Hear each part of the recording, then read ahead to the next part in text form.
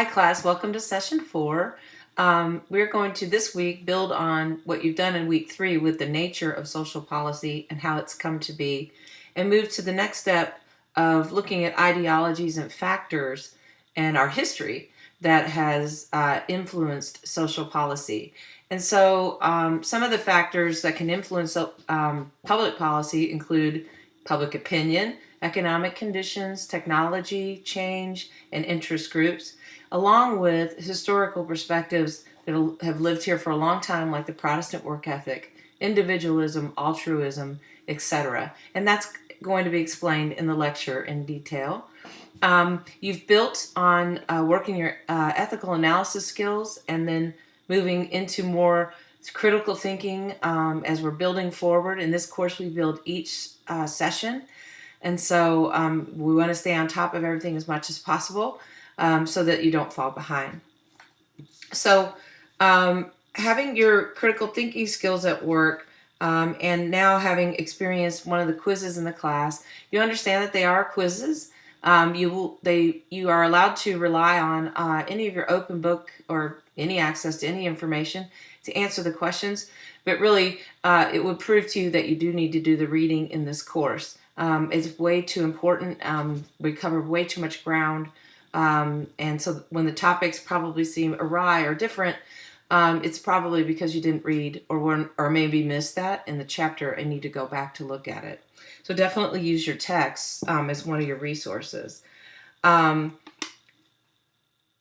let's talk about some factors that influence social policy. In this session, in this lecture that's been created, I've used a modern scenario to kind of give you a look at the fact that these things are still alive and well, and now a lot of folks who have some sort of a platform or are famous in some way are using video or video messaging to share their knowledge about the factors that are influencing our lives and social policy and issues they may or may not care about.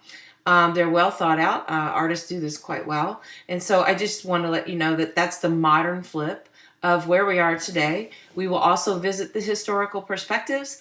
And in your blog this week, you are challenged to pair up with, or even you can work with 3 of you in a group to work on an answer to the blog that's been created. So I want you to work across lines and talk to one another. You can do that either with somebody in your press group, if you already know who they are, or a different student in the class. It doesn't matter, but we're working together to kind of build an interaction within an online course. So with that, remember using your widened lens, using macro social work. Remember, in macro social work, the factors that influence social policy means it factors more than likely millions of people that fall under the social challenges that we care about. So say we're talking about the opioid crisis, and maybe there's a stereotype related to a Class D felon charge that comes with that often. And so that's millions of people at this point. It isn't a small group of people. So you want to rate those when you think about things in the larger numbers and the larger perspectives in your mind. So we're thinking big. When you write your paper in this course, remember it must be in the third person. Please do not use I statements or it is my opinion statements, things like that. It is in the third person because in macro social work, we are representing and speaking from the perspective of large groups and how they're best to be analyzed. So when you're doing your ethical thinking and ethical processing and critical thinking and processing as we go forward, remember it's large groups. This is macro social work. So when I was an advocate on Capitol Hill, I was an advocate for children nationwide. There are millions of children nationwide. We have 325 million people in the United States, 50% of which are women.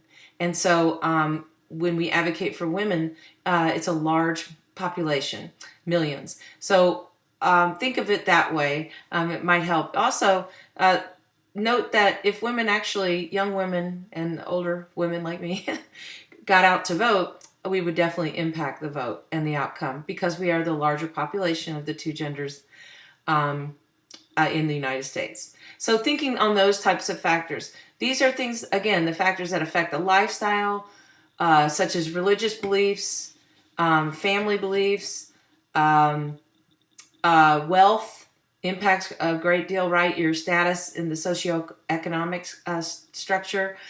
These can change over time. Uh, Food developers need to be aware of things that make foods that meet the needs of the consumers, for example. Consumers are expected to find a wide range of foods, for example, in grocery stores nationwide, but we do talk about a food desert in that, some places don't have great places to get food, or they're not getting the healthy food that we're realizing is necessary from the change that's gone on in our food supply from the 80s until now in adding fructose and hormones to food. So that's another example of how, from a public policy or public health point of view, where you're talking about millions of people affected and how we can better this for everyone. And you'll find in the three frameworks that, at least in terms of a lot of the policy in the United States, we lean on the utilitarian model, that sort of Feld swoop decision making of how can we affect the greatest amount of people in the greatest way, in the best way, when we develop social policy. The challenge then comes with the loopholes and the borderlines of when someone is or is not eligible to receive public assistance are related to those pieces of social policy. So with that, I wish you a good week. I'm looking forward to reading your papers. And as always, you can reach me by email with your questions. I'm pretty swift to get back. On Thursdays, please note, I teach 9 a.m. to 8 p.m. And that's probably a day I'm either slow, or I'll forward your technical issues over to another person so that you're not held up. So hope you have a great week. Take it easy.